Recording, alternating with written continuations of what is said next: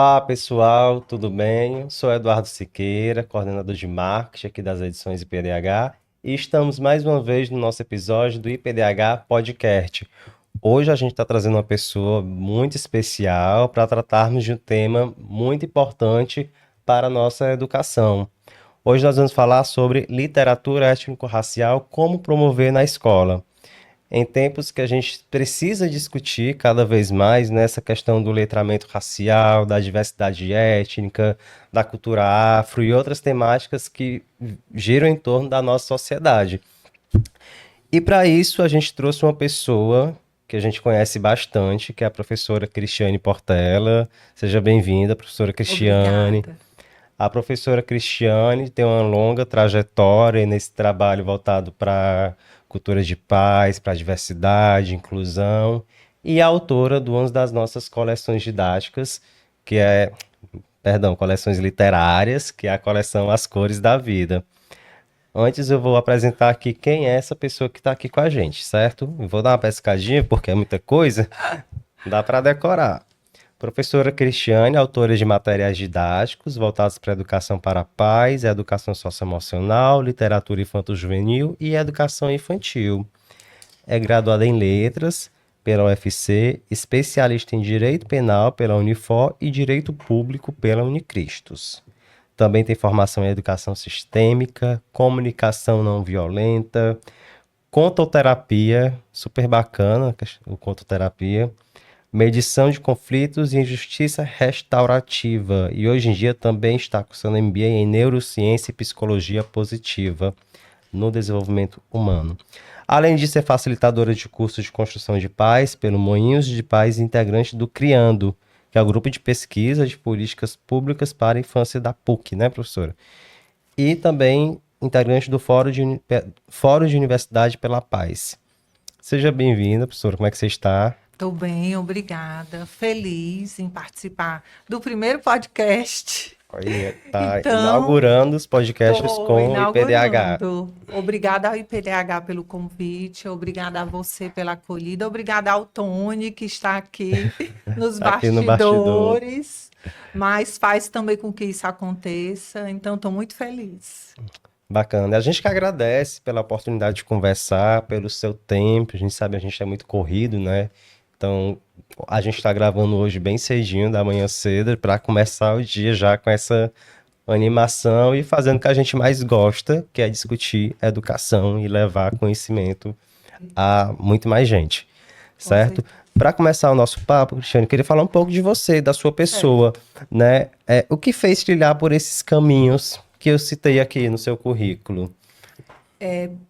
Acredito que o primeiro percorrer foi interno, se conhecer. Eu acho que até chegar na literatura, chegar como formadora, como professora, no chão de sala de aula, a gente precisa se conhecer. E aí, nesse caminho do autoconhecimento, a gente vai se fortalecendo, vai reconhecendo nossas vulnerabilidades e nossos talentos.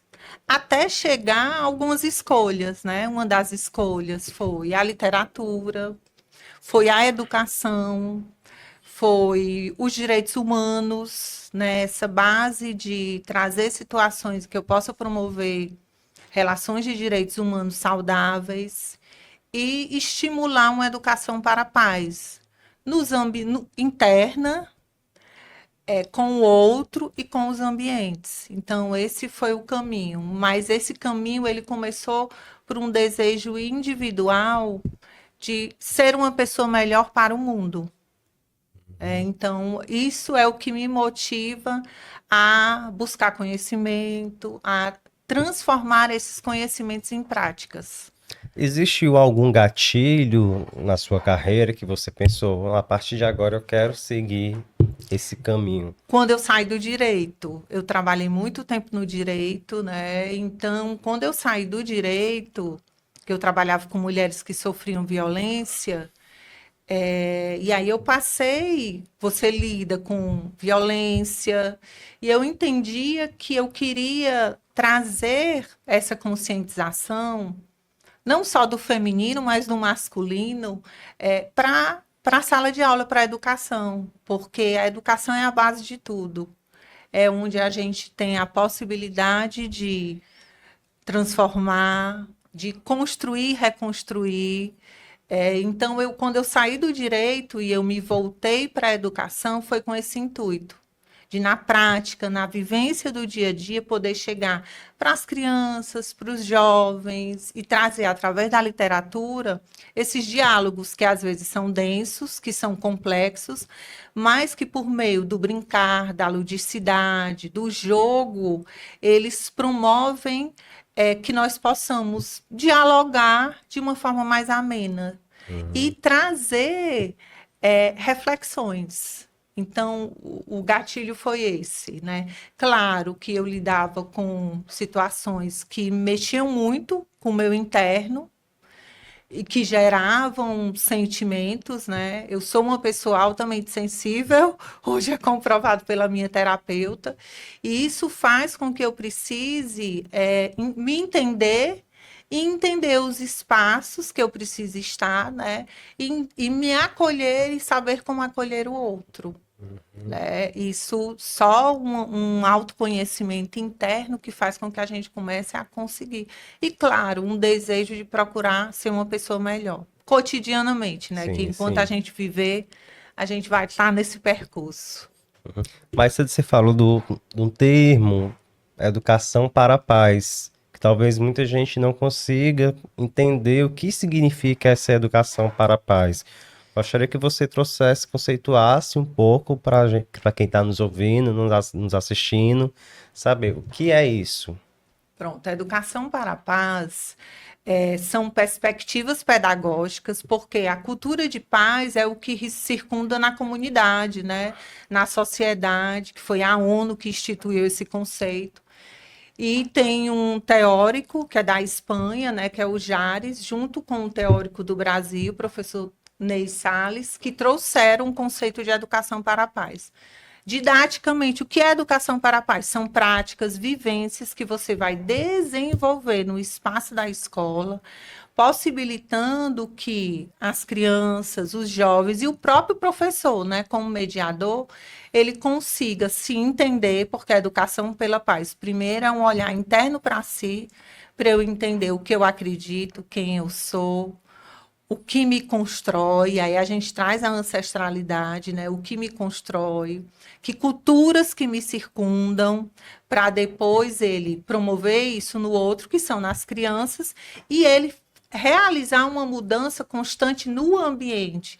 Claro, pautado em valores, virtudes, pautados em práticas que estimulem a diversidade, que estimulem a inclusão, né? Educação para a paz é uma perspectiva de inclusão e diversidade, é respeitar o outro, é ensinar aos jovens, ensinar primeiro internamente a cada um de nós que temos preconceitos, todos nós temos, ensinar a cada um de nós olhar o diverso como algo extremamente positivo, que soma, para podermos, através da nossa ação, movimentar isso na sala de aula, no ambiente escolar e na comunidade.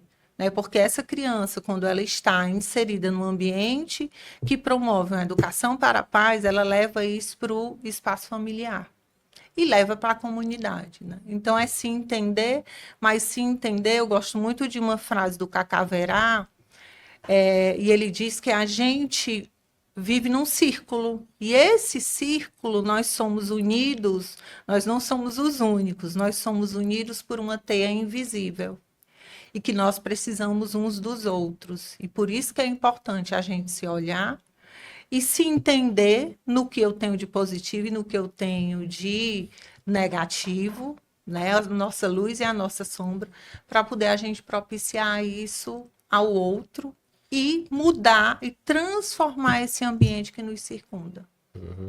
E uma das maneiras que a senhora, junto com outras colegas, escolheram para promover a educação para a paz foi a partir da literatura, certo? Foi, exatamente. Então, como é que surgiu essa vontade? Quando a senhora percebeu que teve esse dom de escrever, porque não é qualquer pessoa que pode escrever. Não. Quer dizer, qualquer pessoa pode escrever, mas há pessoas que tocam a gente de uma maneira mais profunda, né? Meu primeiro livro, de fato, foi A Menina Queria Ser Luz, e foi um livro de um processo terapêutico. Foi assim que eu comecei a escrever, através de um processo terapêutico, uma terapia quântica, que é a que eu faço, né? A minha terapeuta é quântica, e foi a partir desse processo de terapia que, ao final desse processo, eu escrevi A Menina que Queria Ser Luz. E aí eu me entendi como uma escritora, porque eu não nem reconheci esse talento. Eu sempre produzi muito, mas nunca caminhei para a literatura. Eu sempre contei histórias, mas a produção literária veio primeiro com A Menina Queria Ser Luz, que foi autobiográfico, que foi pautado exatamente nesse processo terapêutico. Depois desse processo terapêutico, e aí eu me entendi, né? Eu tive o contato com as meninas, né? Ana Cláudia e a Patrícia, e aí elas trouxeram esse projeto. Como a minha base é essa, inclusão e diversidade, daí a gente foi pensando e construindo, pesquisando, né? Eu entendo que qualquer caminho que você percorre, mesmo na literatura infantil, e aí é importante a gente validar cada vez mais o espaço dela. Até porque desde o início dos tempos a gente sempre contou histórias, Uhum. né? As histórias, elas mudaram relações entre pessoas e mudaram civilizações. Então isso sempre aconteceu desde das primeiras civilizações. Então a gente entender esse lugar da literatura e o quanto ela transforma. E daí desse processo a gente sentou, começou a pesquisar para ter cuidado. Eu, como uma pessoa branca, eu precisava ter cuidado.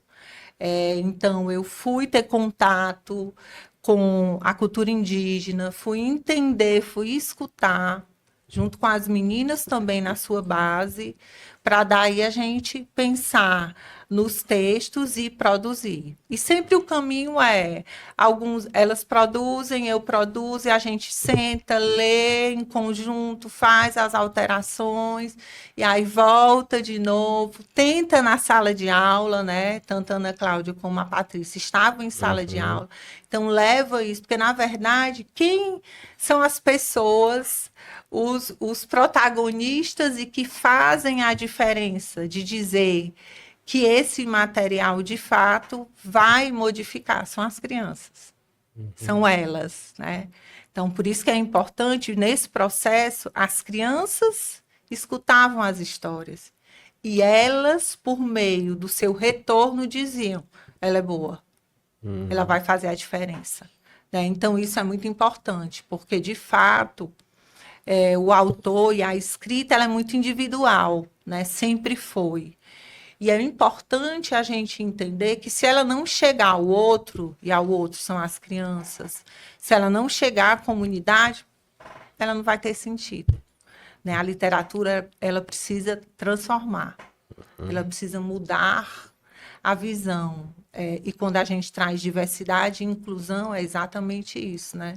Mudar algumas falas que são trazidas para essas crianças por meio do ambiente e que a literatura faz com que elas pensem diferente. Até uma pessoa branca como eu, que tenho que me entender num espaço de privilégio, e que nesse espaço de privilégio, como é que eu posso mudar? O que é que eu posso fazer Sim. diferente? Né? E aí é importante. A senhora se apropria desse não lugar de fala, digamos assim, para contribuir com a construção de um ambiente diverso, incluso, de reflexão também. Na verdade, Eduardo, eu gosto muito de uma fala da Djamila Ribeiro, que foi a que criou o conceito, né, lugar de fala, que ela diz que todo mundo tem lugar de fala. Porque ela diz que não é o que eu falo, é de onde eu falo. Esse é o respeito. Então, de onde eu falo? Eu falo de uma pessoa que teve privilégios, Uhum. de uma pessoa que teve portas abertas, e eu tenho que ter essa consciência. Para Sim. diante dessa minha consciência, eu poder dar o espaço para o outro, eu entender a importância do outro e eu entender como é importante trabalhar isso com as gerações, principalmente com a primeira infância, a primeira e segunda infância, né?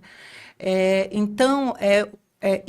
a gente só vai conseguir fazer a diferença no contexto de inclusão, de diversidade, se os brancos, os negros, e aí incluindo os pardos e os pretos, né?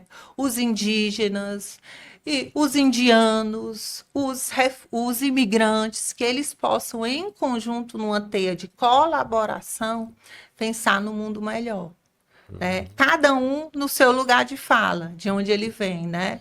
O refugiado que chega no Brasil, no seu lugar de fala, de ser reconhecido, ser respeitado na sua cultura. O indígena, no seu lugar de fala, de entender que ele que iniciou tudo e que ele traz a relação com a natureza que nenhum de nós trazemos, né? A cultura africana, com os seus mitos, com as suas histórias, com as referências que fazem o que nós somos, Uhum. né? O que o Brasil é. O Brasil é Isso. das referências africanas, indígenas, afro-brasileiras. Então, é esse reconhecimento, cada um no seu lugar de onde vem. E vocês três, a gente está se referindo a três autoras, porque a coleção que a gente está trazendo aqui para apresentar, As Cores da Vida, ela é composta pela professora Cristiane, também pela professora Ana Cláudia da Silva e a Patrícia Cordeiro, né? São três mulheres bem diferentes, diversas, né? E foi justamente essa diversidade que fez construir uma teia de ideias para chegar a esse material que a gente vai já apresentar, né? Essa diversidade foi importante nesse processo. Eduardo, você agora, eu acho que deu o sentido do que é nós trabalharmos a literatura. E na educação do século XXI é exatamente isso, né? A gente dar as mãos, cada um respeitando a sua individualidade. E acredito, e eu tenho certeza que foi isso que aconteceu. Na própria construção, no processo, após a construção, né, no repensar, a Patrícia Cordeiro com as suas ideias, com a sua história, a Ana Cláudia também com as suas histórias, cada um de nós com as nossas dores, com a nossa luz e com a nossa sombra, né? Eu também, e em conjunto com os nossos conhecimentos, que muitos são coletivos e outros são individuais. Mas o que é que liga? O que é que soma? É o desejo de, primeiro, o amor pela educação. Sim. Segundo, o entendimento de que a educação se faz no chão de sala de aula. É lá que ela se faz. A educação, ela se ativa. A educação, ela se ativa na relação com as crianças e com os jovens, com a representatividade e o poder do professor. Então, isso nos une, isso nos conecta. E o desejo de transformar, o desejo de fazer a diferença. Não nós individualmente como autoras, mas o desejo de que essas histórias possam propiciar novos olhares e transformar, que aí transforma o ambiente.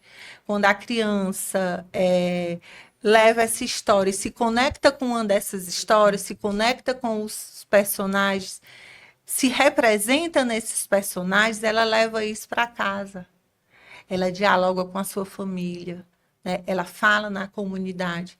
E aí a gente está mobilizando um novo pensar. A gente está estimulando a autoestima, né? Eu estou estimulando o reconhecimento. Então, e aí é algo que nos une. Nós entendemos que a autoria ela só tem sentido se ela chegar ao chão de sala de aula, se ela possibilitar novas autorias, que são com o protagonismo do professor, dos vários professores e das crianças. Puxando o gancho da sala de aula, que é o nosso grande objetivo final, né? Fazer com que esses materiais que a gente produz cheguem à sala de aula. mas não basta chegar. É preciso que seja trabalhado e trabalhado da melhor forma possível. Na visão que a senhora tem de hoje da educação, especialmente na educação pública, que é onde a gente mais chega, né? Você acredita que ainda há muitos desafios em trabalhar essa temática da diversidade, da inclusão nas redes de ensino? Eu posso dizer que na rede pública avançou muito.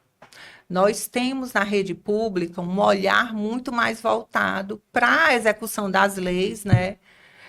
Das duas leis que tem, da 10.369, não, 639, né? Essa lei.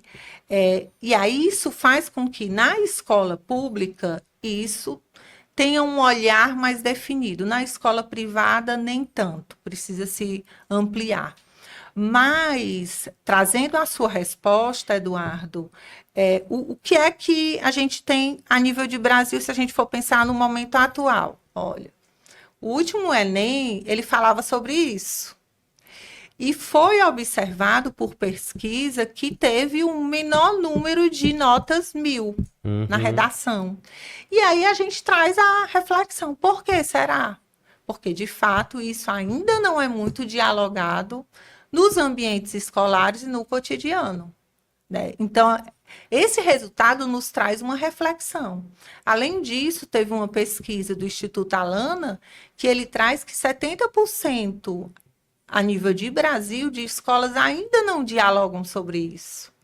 E aí, quando eu trago o que é dialogar? Dialogar é cotidiano, não é em situações pontuais, como no Dia dos Povos Originários, eu vou fazer um momento, né? Na consciência negra, eu vou elaborar um projeto de uma semana. Não, é no cotidiano, é dia a dia. Então, eu acredito que é necessário, primeiro, consciência, e aí essa consciência ela se está trazendo para a rede pública. Essa consciência se estabelece de que forma? Compra de acervos. Nós precisamos ter, e não só os nossos, tem milhares de acervos vinculados a isso. Então, compra de cada vez mais de acervos que dialoguem sobre a nossa cultura, porque ela é a nossa cultura, né? Cultura afro-brasileira, cultura indígena. Então, primeiro, esse ponto A, um número maior de acervos. Segundo, processo de formação. Um processo de formação que chegue a esse professor, mais um processo de formação que faça com que esse professor mobilize, que esse professor se entenda como cultura, da onde eu venho, quem eu sou. Aí a gente já está tratando sobre estratégias para criar ambientes escolares mais inclusivos, né? Que contribuam com os processos de aprendizagem dos alunos, da formação dos professores. Exatamente, é isso mesmo. Eu até me antecipei, né, Eduardo? Mas é isso mesmo. Então, o processo formativo, encontros de convivência com as famílias, porque muitas vezes os olhares que essas crianças trazem, elas trazem de ambiente familiar. Sim. Porque, enfim, também essa família também não teve essa oportunidade. Então, por isso que é importante também a escola trazer para esse diálogo, né? Trazer histórias, apresentar, Eduardo, o continente africano, que muitas pessoas ainda entendem que é um país. Então, apresentar o mapa mundi é um continente, e esse continente, quantos países fazem parte? Cada país do continente africano tem histórias que são diferenciadas. Total, o Egito é totalmente diferente do Quênia, né? Exatamente. São várias Áfricas. Exatamente. Tem histórias, tem culturas, e aí eu trago, tem músicas, tem danças, tem credos que são diferenciados e que precisam serem trabalhados. Eu acho que esse é um dos pontos, né? Trazer isso, trazer a cultura indígena e quais são as diversas etnias que tem a nível de Brasil e a nível de mundo, onde vivem, como se sustentam, a mudança que faz parte, é natural socioeconômica das civilizações, que mudanças ocorreram, conhecer as comunidades quilombolas, né? Então, tudo isso são estratégias que podem ser desenvolvidas tanto no ambiente de uma rede pública como no ambiente de uma rede privada, e que precisam ser desenvolvidas, primeiro por respeito, por a gente honrar, né? Honrar essa cultura, honrar a grande parcela de população do Brasil, que nos constitui também, então honrar e validar, né? E validar essas crianças, para que essas crianças que fazem parte dessa população, dessa etnia negra, os pardos e os pretos, eles têm uma oportunidade de se reconhecer, de se representar e acreditar num futuro. Eu acho que esse é o caminho, acreditar no futuro. Acreditar que eu também posso sonhar e eu posso alcançar meus sonhos. Que bacana. E aí, uma das formas que a gente, enquanto editora, pensou para potencializar essa transformação é por meio da criação dessa coleção, que já citamos aqui, chamada Coleção As Cores da Vida. Ela é composta por 4 livros, que a gente traz aqui à mesa: A Aldeia de Samim, O Espelho é Meu Amigo, O Guardião da Vida e Meu Cabelo de Molinha, o grande hit. Eu digo hit porque em 2025, né? Estamos em 2025. Na 15ª Bienal Internacional do Livro do Ceará, realizada em Fortaleza, aqui em Fortaleza, a gente lançou essa coleção para o grande público e foi um grande sucesso, né? A gente esperava ter uma boa recepção e foi muito além do que a gente imaginava. E aí eu gostaria que a senhora apresentasse um pouco essa coleção, porque a gente, claro, está trabalhando, está comunicando, mas ainda tem muita gente que não conhece. Já falamos um pouco sobre essa concepção, mas para quem essas obras são destinadas? Pronto, essas obras, quando elas foram pensadas, e aí a própria coleção por si só, né, Cores da Vida, e aí foi uma escolha até do título do Sávio, que é do IPDH, foi ele que pensou nesse nome, Cores da Vida, e é exatamente para a gente trazer. E aí essa cor de se entender como diverso, né, e se incluir nessa grande teia da vida.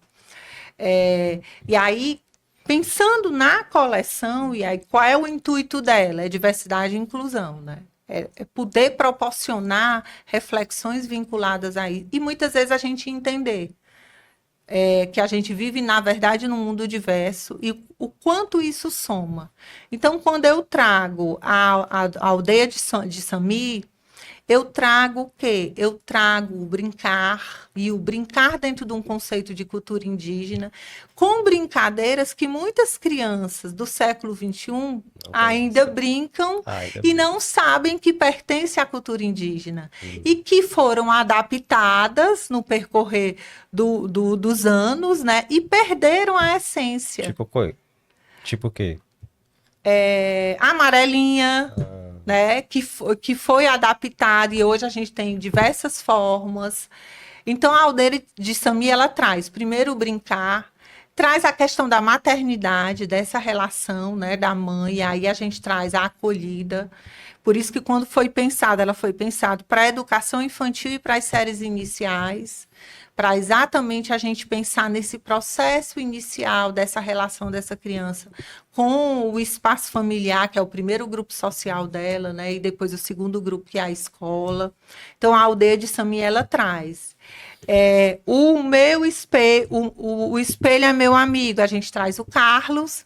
E aí, nesse personagem, que é o Carlos, a gente traz exatamente a deficiência visual, né?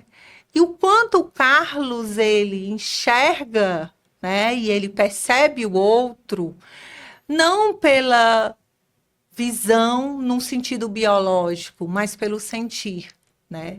E o quanto isso é importante. E o Carlos, ele traz para cada um de nós e para as nossas crianças que outras percepções e outros sentidos que são aflorados a partir daquele, né? E da importância dele e do quanto é importante a gente aprender com o Carlos. O Guardião da Vida, ele traz o quê? Ele traz aí o respeito da cultura indígena, e aí a gente tem a cosmovisão, que é o respeito com a natureza. O entendimento que a cultura indígena traz, que para mim é o mais belo de tudo, de que a natureza tem voz. Questão da consciência ecológica. Exatamente. A natureza tem voz, a natureza tem fala, e aí a gente traz exatamente a consciência ecológica, a gente traz que nós estamos inseridos na natureza e nós não somos os donos da natureza. Então, o Guardião da Vida, ele traz muito isso, né? Esse menino, que ele já é um jovem, em que ele tem o desejo de proteger o que é mais raro, não só para nós, mas para toda uma civilização. E meu cabelo de molinha, que foi o que você falou, Eduardo. O meu cabelo de molinha, ele representa o quê? Autoestima. Ele traz identidade. Quando uma criança da etnia negra vê o cabelo de molinha, ela se encontra, ela se percebe. E aquele adulto que, em muitas situações, precisou, por uma questão social, modificar seus cabelos, quando vislumbra o cabelo de molinha, encontra o belo, que muitas vezes ele negou. Acredito que esse é um dos motivos, né? O cabelo de molinha foi uma inspiração da Ana Cláudia, através da Alice, né? É uma menina, todos eles existem de fato, né? E a Alice, que é a personagem do meu cabelo de molinha, que foi pensado muito, quando a Ana Cláudia foi ela que trouxe, e aí ela traz essa representatividade, né? Que é uma menina que vai se descobrindo. E aí a gente tem o papel da família nesse processo, né? Por isso que é tão importante trazer a família para esses diálogos. Só uma curiosidade. Lá na Bienal do Livro, que a gente participou, nós levamos todas as nossas obras literárias, né? Foram quase 50 títulos para comercializar para o grande público, para além do que a gente faz habitualmente. E o Cabelo de Molinha foi a obra mais vendida, mais procurada. Era toda uma operação de reposição de prateleira, porque ela realmente saiu muito. O pessoal chegava, olhava, folheava, gostava. Pessoas pretas, pessoas não pretas, crianças, adultos, professores, enfim. Muita gente adorou esse livro e foi um grande sucesso. Essa procura, esse encanto, a senhora deve a quais fatores? Não somente a qualidade do material, que é realmente um livro muito bacana, mas também a falta de obras desse tipo no mercado. Hoje em dia ainda tem acervos, mas realmente precisa de muito mais acervos relacionados a isso. E aí eu vou falar a Cristiane, né? Certo. Eu penso que esse olhar definido para o meu cabelo de molinha tem uma questão da mudança que está acontecendo no mundo, e a gente traz nas redes, nas mídias, né? De olhar o cabelo da etnia negra com a beleza que nunca teve. Raça. Né? A raça, né? Com a beleza que nunca teve. E essa mudança que foi progressiva com produtos, né? Hoje no mercado, uma infinidade de produtos. Hoje a gente vê na novela, né? Nas mídias, tendo destaque. Isso faz com que tanto o branco, né? E aí eu me coloco como o negro, ele, e aí o preto e o pardo, e outras pessoas de outras etnias tenham esse desejo de olhar, é uma menina, e aí a gente tem aqui o feminino, e nós sabemos que trazendo para a cultura africana e afro-brasileira, as mulheres, elas foram subjugadas, né? As mulheres, elas foram silenciadas, e silenciada na sua beleza. Os cabelos guardados, né? modificados, Alisados, né? exatamente, alisados, modificados, para exatamente perder a sua representatividade. E o meu cabelo de molinha, ele traz essa reconstrução, né? Esse olhar de uma beleza que foi negada durante muito tempo.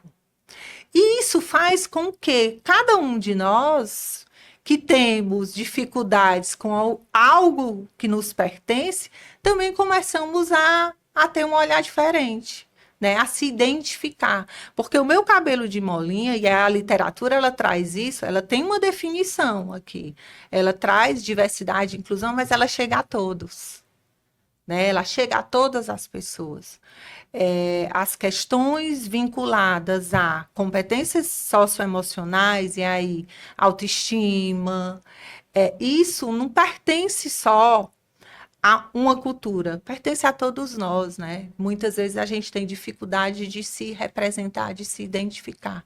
Então, eu acredito que esse é um dos motivos que ela consegue chegar a todas as gerações, como você falou, Eduardo, não só crianças, como adultos, como jovens, a todas as gerações, mas a todas as raças e a todas e quando a gente pensa nessas raças, nessa construção de mundo do Brasil que é diverso, né? Eu acredito que esse é um dos. E uma vez esses materiais chegando nas escolas, na sala de aula, como os professores podem trabalhar com essas obras? Eu penso que o alicerce é o processo de contação de história, né?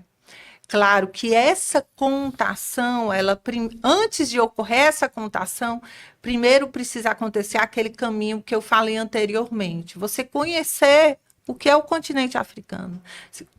Eu vou trabalhar meu cabelo de molinha, da onde vem essa cultura? Qual é o pertencimento da Alice, né?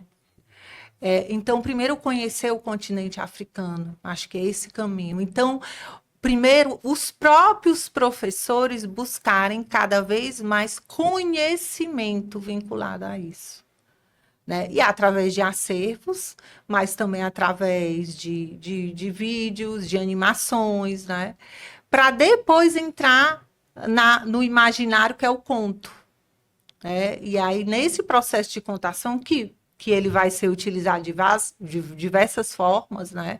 Pela dramaticidade, pela mudança de tom de voz, pela entonação, para depois daí a gente promover o quê? A reflexão. Porque muitas crianças, né, vão se encontrar na personagem.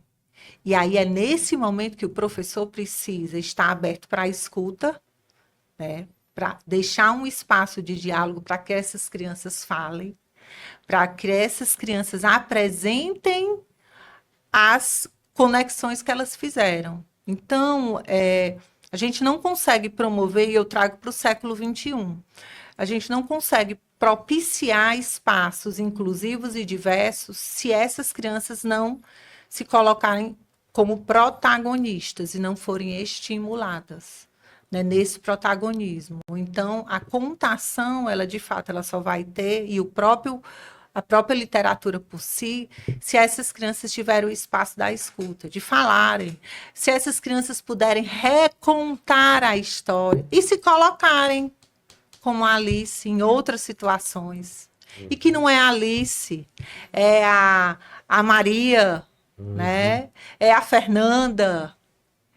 E essa Fernanda se encontrar lá na casa dela e levar para a mãe dela, e a mãe dela também se colocar e voltar para a infância e repensar, porque isso também a gente estimula o que essas memórias. Como quando eu trago a aldeia de Sami, muitas crianças não sabem qual é o papel de um pajé, qual é a simbologia do pajé, né? Qual é o significado. E é importante nós conhecermos. Por quê? Porque nós somos frutos dessas culturas. Então, quando a gente traz tanto o guardião da vida, como a aldeia de Sami, eu trago outro caminho, Eduardo, que eu trago as brincadeiras, né? Circuitos de brincadeiras, tanto africanas, afro-brasileiras, como indígenas. Eu vou promover isso, né? Histórias, tanto histórias indígenas, histórias afro-brasileiras e africanas, que foram perpassadas de civilizações a civilizações, que precisam ser trazidas, né, para essa criança também refletir nesse processo. Bacana. E quando vocês pensaram, quais os objetivos que vocês desejam alcançar com esses materiais? Primeiro, acho que o primeiro objetivo é essa criança e essas várias crianças, e aí eu vou falar essa criança negra e aí parda ou preta, ela se identificar nessas histórias.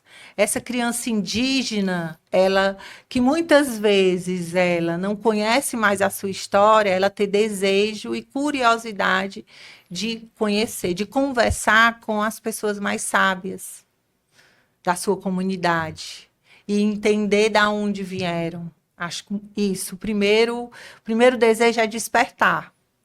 Né? O primeiro objetivo é despertar para que se possa identificar. E nessa identificação, eu me identificando nessas culturas, eu me validar, me reconhecer. Então, quando a gente teve o desejo de estimular a autoestima, tem esse objetivo, né? De estimular a representatividade, de estimular que eu acredite que eu sou protagonista de uma imensa e linda história e que eu tenho a possibilidade de ampliar isso através de outras histórias. Além disso, o objetivo de trazer a importância da leitura, né? Do quanto a leitura ela transforma, do quanto a leitura mobiliza a mudança. Né? Ela é uma mobilizadora da mudança. Primeiro de uma mudança interna, depois de uma mudança do meu grupo e depois de uma mudança na comunidade. Né? E o quanto ela transforma. Então, esse também é um dos nossos objetivos. E eu penso o objetivo final, que esse é um objetivo de sonho, de que essas crianças... Porque a partir do momento, Eduardo, que eu tenho contato com autores que são próximos, né, que eu vejo e que eles não morreram, porque Sim. muitas crianças conhecem livros de autores que não estão mais aqui. Né? Então, a partir do momento que eu tenho contato com autores que são professores, que estão aqui, que continuam no cotidiano da escola e continuam desenvolvendo esse caminho, eu acredito e sonho que eu também posso ser um. Né? E aí Sim. também Inspirar, né? Exatamente, é o objetivo de sonho. De que essas crianças também têm esse desejo de acreditar que podem também ser produtoras, que podem escrever, como os professores também. Nós temos muitos professores extremamente talentosos e que muitas vezes não despertam porque pensam que aquilo é muito longe. Que aquele lugar não lhes pertence. Exatamente, né? Que é muito distante para eles. Então, a partir do momento que eles olham e veem que são professores como eles, são pares, esse é o nosso desejo. Né? Um dos desejos da Ana Cláudia, da Patrícia e o meu é de validar essa profissão, que é a nossa, e que ela é imprescindível. E que, graças a Deus, né, pelo que fala a inteligência artificial, que ela nunca vai deixar de existir. Então, a gente validar esse papel e validar o poder da palavra. Porque através do conto que é essa escrita, ela se transforma em vida. E essa é uma das escolhas do Salve de Cores da vida, né? Porque o conto, através da palavra, do contar, ele promove mudanças, e essas mudanças na vida de cada um. Que bacana, muito reflexivo isso. A gente está chegando ao fim do nosso episódio, o tempo passou rápido, né?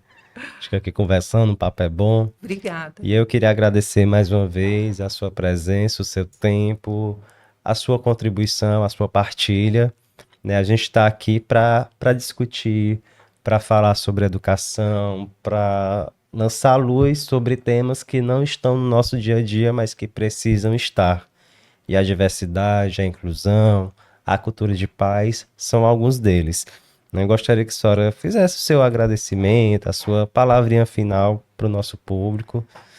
Eduardo, primeiro, obrigada, né? Obrigada a você, obrigada ao Tônio, obrigada ao IPDH, Alessandro, Leonardo, e todos que compõem o IPDH, né? Primeiro, pelo desejo e pela iniciativa de receber esse projeto, né? Então, acreditar nesse projeto. Então, um agradecimento meu, da Ana Cláudia e da Patrícia. E o segundo agradecimento, aí eu vou falar diretamente, né? Para todas as pessoas que estão escutando, acreditarem. E aí eu agradeço a cada professor que me constitui e que me constituiu como professora nessa minha escolha. Mas eu queria deixar um recadinho para todos nós professores que estamos no chão de sala de aula. E que temos nossos conflitos, porque às vezes a gente tem uma certa dificuldade de lidar com o que é diverso. Então, que o quanto é positivo a diversidade. Então, pensem como uma soma. Sermos diferentes é o que nos faz especial. A diferença é o que faz com que nós possamos ter um mundo melhor. Então, que cada um de nós, com os nossos pares, nas suas diferenças, nós possamos somar, nós possamos construir e nós possamos transformar. Promover que o ambiente de sala de aula seja um ambiente propício à construção de seres humanos inclusivos, solidários e felizes. Então, que as nossas crianças, os nossos jovens e cada um de nós possamos ser felizes. Então, muito obrigada. Nossa, que lindo! E você que nos ouve, que nos assiste, muito obrigado por ter estado com a gente. E logo, logo a gente volta com mais temas, mais pautas, mais discussões. Obrigado.